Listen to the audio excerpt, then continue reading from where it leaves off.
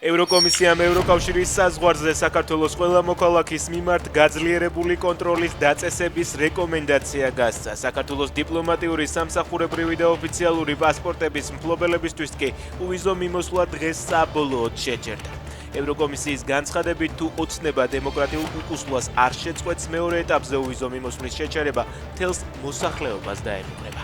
თბილისში უროლოგიის ცენტრში ჩატარებული ოპერაციის შემდეგ 23 წლის ქალი დაიღუპა. ოჯახი მედპერსონალს გულგრილობაში ადანაშაულებს და ექიმების პასუხისმგებლობის დაყენებას მოითხოვს. ცოტა ხნის წინ ადგილზე ხმაური იყო, დაღუპულის ოჯახის წევრებმა კლინიკის ინვენტარის დაზიანებას სცადეს, რის გამოც ადგილზე პოლიცია გამოიძახეს. რუსეთი ირანს ამერიკის შეერთებული შტატების ძალებზე თავდასხმისთვის სადაზვერვო ინფორმაციას აწვდის. ამის შესახებ ვაშინგტონ პოსტი ოფიციალურ პირებზე დაყრდნობით წერს. მათი თქმით, სამიზნეების შესახებ ინფორმაცია ახლო აღმოსავლეთში ამერიკული სამხედრო გემებისა და თვითმფრინავების ადგილმდებარეობასაც მოიცავს.